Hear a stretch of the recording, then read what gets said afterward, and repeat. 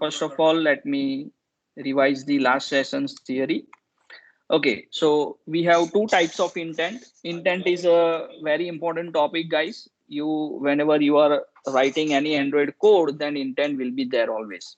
Okay, so we have two types of intent. One is implicit intent, another one is the explicit intent. So explicit intent that specifically mention the component that it targets. So whenever we are defining the intent object, then we are going to define the target activity. Okay, so here in this example, you can see that this is our intent object. Okay, and this is our current activity, and this is your targeted activity, you can say that. Okay, and after that, with this explicit intent, if you want to move from one activity to another activity, then if you want to pass some text from one activity to another activity, then you can go for this explicit intent, right? So today we are going to see about the implicit intent. So this is again very much important. So let's start with the introduction. What is implicit intent? Implicit intent are those that do not mention any component name. Okay, and it only declares the action. So here we have already covered the theory, so let's quickly go through it. So in implicit intent, we are only going to declare the action, right? So what is the main purpose of implicit intent? So implicit intents specify these actions that are to be performed, what action you want to perform. Okay, so these actions can be invoke any application component that can perform. Okay, so here in this example, you can see we are going to create the intent object, and after that, with the use of set action function, we are going to define the actual action what we want to perform. So here, suppose if, for example, I want to perform I want to open the dial pad, right? I want to dial some number and then I want to make a call. So for that, this particular property will be there. There is action underscore dial. So in last session, I told you that there are lots of activities inbuilt it supports, right? So you just need to provide that activities and you can use it, right? So let's directly jump into the application.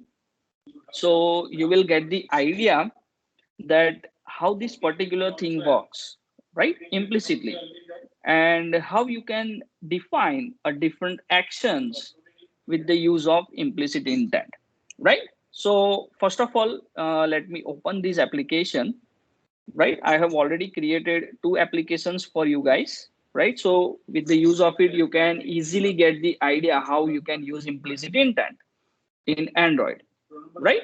So here you can see that it's getting some time for loading. So wait for the loading. 9 and 10. Whatever previous programs, 1 to 8.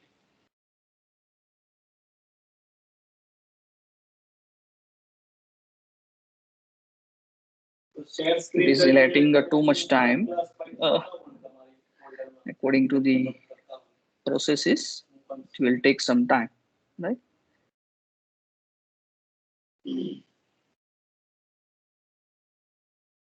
Recently, I removed the cache content, so that's why it is taking so much time.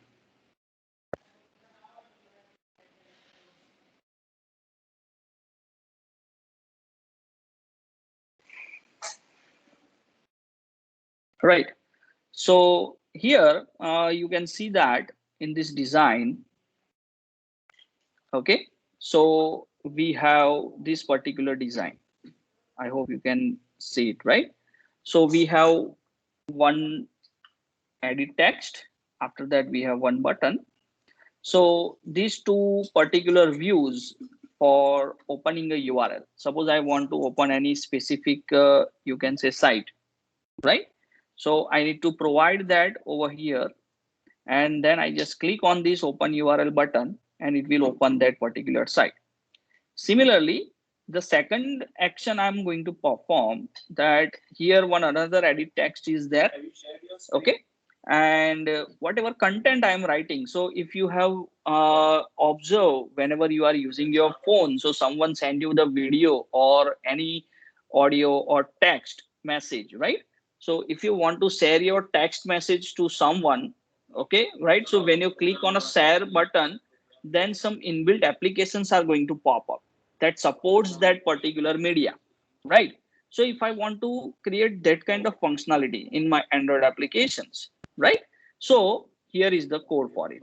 So this is a very easy user interface. So you can design this user interface by yourself, right? Here, one thing you just need to take care, that you just need to provide the valid IDs for each and every view. Each and every view, whatever controls we are putting, that are known as the views, right?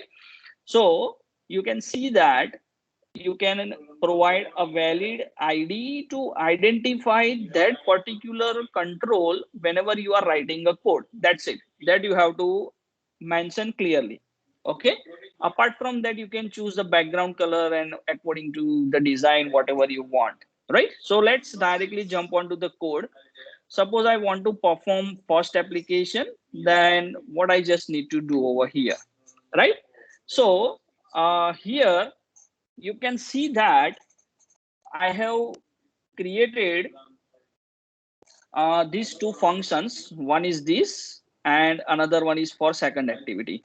So you can see that both the ways are different, right? So later on, I will also make one application that will demonstrate the different ways of on-click listeners, right?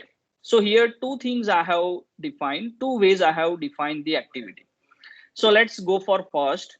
So here for edit text, that is URL. So this is very clear to you guys. First of all, you need to create the object of class. So each and every view is the object. We are going to create the class object of that particular class, and we are going to find it view by ID, right? So we are finding these views by ID. So which ID? That's why I told you that you have to clearly mention the IDs of each and every control, so you can easily identify that particular control in the views, right? So here we have one URL text and one button navigate, right? So with the use of these, we can define this, we can identify these two text. Now we have objects of it, so we can play with it. So what I want to do, whenever I click on a navigate button, then it should open one browser, right? So for that, I need to set on click listener. So btn dot set on click listener. Then directly, if you write a new nv, then it will create a function, on click function for you, right?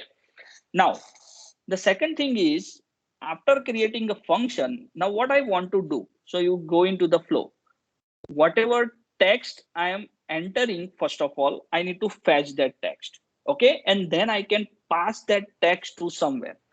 So I'm giving a variable name URL, then edit text dot get text. So by writing this particular line, what I'm doing, I am here fetching the URL from the edit text, right? So I'm fetching the URL from the edit text. Now, what I'm going to do, I am passing that URL to the action, right? So now here, what I want to perform, whenever I click on the button, then it should open that particular URL. So here, whenever you are creating the object, so here, whenever we are creating the object, we are not passing the targeted activity, we are passing the action, right? So how you can pass the action? So here in constructor, you just need to write intent dot action view. Suppose, say for example, if you want to go for anything, then you can see action send to, action send, action process, screen on, show app info, answer. Suppose whenever someone is calling you, then if you want to answer the call, then this particular property is useful, right? So likewise, here we have action view to open the particular URL, comma, what is another thing? URI. So URI, it's the particular reference, right? That includes the another thing. So parse method is there. Into that you are just passing the variable. What variable? So whatever string I'm going to open, whatever string I have fetched from the particular edit text, right? So here what you can do, after that you start the activity and pass the intent object. Okay, so after this much activity, let's execute our code, so you will get how that particular thing works, right? So what I did, I have created one edit text, one button. Now in edit text, I'm going to pass one URL, and when I click on a button, then it will open that URL, right? So here is our user interface. So https colon google.com, right? So here you can see I have passed the URL. When I click on the open URL, then you can see Google will be open, right? Suppose, say for example, I want to open Gmail, right? I want to open the Gmail. So open URL and it is going to open the Gmail. So likewise, you can open any of the URL. Likewise, you can open any of the URL. You can see we have not written anything right regarding these particular things. We are just passing the URL and it is opening that particular application, right? So that is the beauty of this particular implicit intent, right? So if you want to use any inbuilt facility that is provided by the Android SDKs, right?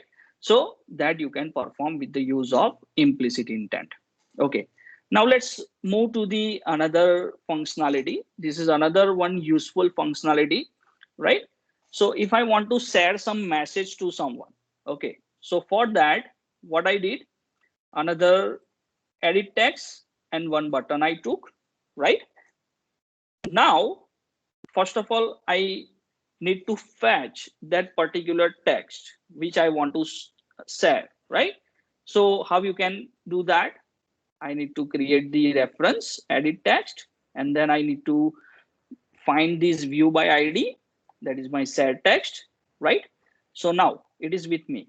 Okay, now for sharing the content I have used this different method. So how you can use this? So please focus on this. If this particular function is created outside the onCreate method, you can see that. Okay, this is your onCreate function. Okay, if I close this, if I minimize this, so you can see that this particular function is created outside the onCreate. Okay, so how this happens? So to do this, first of all, you just need to click on a button and search for the onClick, right? So here onClick property is there. Here you have to write the function name, whatever function you want to create. So I have written share content over here, right? You can write here share message, okay? That kind of function name you can write, okay? Another way is you just go to the XML and here just type on click, okay? Because I have already used it. So let me come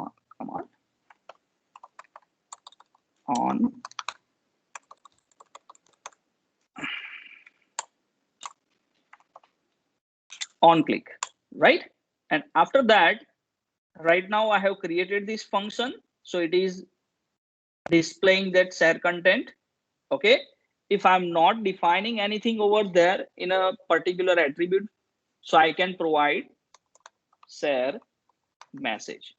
Okay, now you can see that here it is in a red color. It is in a red color. Why? Because this particular function name is not created right now.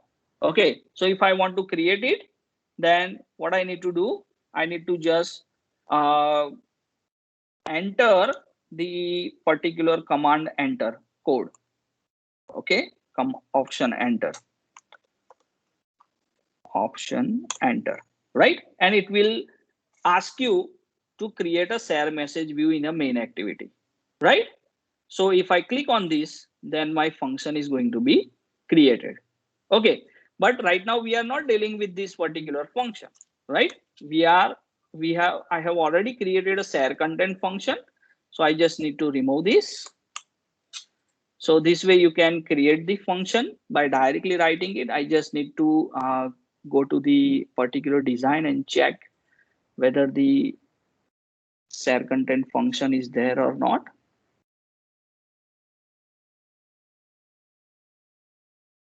Okay, and here share content is there. Okay, now I have my function. Now what activity I want to perform? So here I want to share. So this is the code for sharing the content. First of all, you have to import these particular things. So directly you can write share compact dot intent builder dot from where. So this. Okay, now dot, this is a continuous line, right? You can write like this dot set text. So which text? So it is share dot get text dot toString. So we are fetching again a message, right, from this particular edit text. Which edit text? This one. Okay, now what is our chooser title? Sharing the content. So whenever it will, when I run the code, then I will show you which type. So MIME type we have already studied in our lecture session, that which type. So text-less plain, text-less, suppose it's, there is an image, then text-less JPG, text-less PNG, text-less MP4 if there is a video you want to share. So that MIME type you have to provide over here. So that is with the use of set type, right? And after that you have to start the chooser. You have to start the chooser. That's it, right? If you perform this much, and now if I execute this code, okay, then you can see that suppose here share this message. Okay, and when I click on a share, then you can see these are the particular options. Right now I have not installed anything. If there is an image, then it is related with the application content. Now here you can see set chooser title. So there is a sharing content over here. It is there. So here sharing content. So this particular title also you can set with the use of it. Are we clear with this, guys? Okay. So this way you can create these particular operations, functions, two functions. So one is opening any particular URL, and the second one is you can share the content. You can share the content. Okay. So this is about the implicit intent. Okay. Now one another application I have created. So let me just jump onto that. So that is again related with the you can say implicit intent. With the implicit intent, what another functionality you can open, right? So suppose, say for example, yes, okay, this is also one interesting you can say application, guys, right?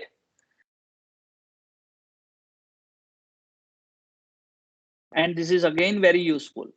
You will need this.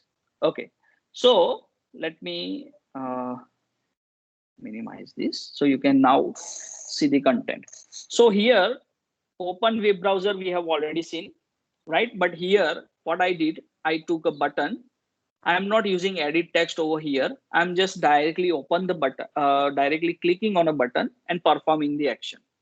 Okay, so how you can directly specify static URL directly, right? Instead of dynamic URL, if you want to perform, suppose if instead of this open web browser button, I have Gmail icon and I want to open a gmail.com. When I click on a Gmail icon, when I have a Facebook icon, right? And when I click on a Facebook icon, I want to only open the Facebook, right? So at that time, you can go for this. Second functionality here we are creating is calling someone, right? So whenever you call, when you click on a call function, call application, then it will open the dial pad, right? And after that, by dialing the number, you can call. So that kind of functionality I want to open. And a third functionality is I want to open a specific location, right? So here there are two ways. In all the things, there are two ways. Either you can fetch that particular things from the edit text and then you click on a button, or directly just click on a button and it will work.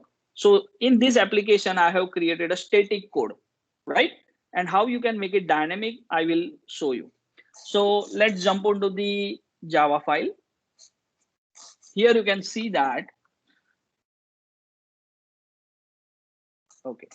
Now, simply we have created a three function: on click browser, on click call, and on click display map, right? So here I have used that second way of creating the on click listeners functions. Okay. Now here, what you can do. So first of all, here we have not used any edit text. So directly we are using the intent. So buttons on click event, I want to perform something. So directly without knowing the button with the use of ID, you can directly create on click function over here. Go to this, go to the attribute, and here on click is there. Okay. And now I shown you how you can create this. Okay. So let's go for the first function. Here we are creating the intent. Which functionality we want to use? View. We are passing one URL, that is https www.google.com. Simple, very simple code, one line code. And after that, we are using start activity. Okay. Second function is I want to call someone. So there are two ways I told you. Directly on a button click, and here I have commented one line. So suppose if you want to use edit text, if you want to put a functionality into your application that enter the mobile number, like, okay, so you can uncomment this line and you can perform that. Okay. So here again, we are going to create intent object. Here, instead of action view, we are passing action dial functionality because I want to dial a number, right? And then here we are passing a tel. This is for telephonic communications. This geo is for geographic locations. Okay, right. Now I'm again starting the activity and passing the intent object. And the third last function is I want to open a specific location. So here I have two coordinates of the Ahmedabad, right? So if you go into the Google, okay, and if you find the coordinates for the Ahmedabad, you can pass any coordinates. So and you will get the coordinates, latitude and longitude, right? Now, suppose if you don't want to go for this, okay, by I want to perform this particular action by specifying a particular name. Suppose, say, for example, GSET College, Vallabh Vidyanagar, right? So for that, or you can say particular, you can say Anand or Vallabh Vidyanagar. By writing some particular name, if you want to find the location, then what you can do? Just simply, I need to comment this, I need to uncomment this. Okay. Why I uncomment this? Because I want to show you one thing over here, how you can make a dynamic query with the use of this. So here again, I want to see the particular thing. So action view with the use of parse function. Now here you can see here I have provided directly the coordinates.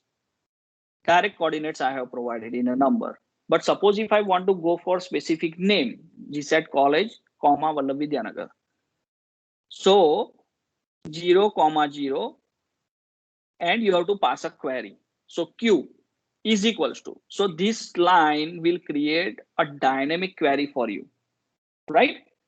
Plus, after that, I'm concatenating the string. What I want to search for. So we are going for edit text dot get text dot toString, right? So whatever text you are writing, GSET College Vallabh that will be added into this particular query and it will find that location automatically, right? But I have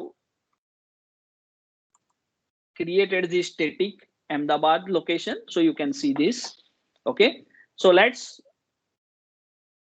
execute this code and see how this particular thing is working, right?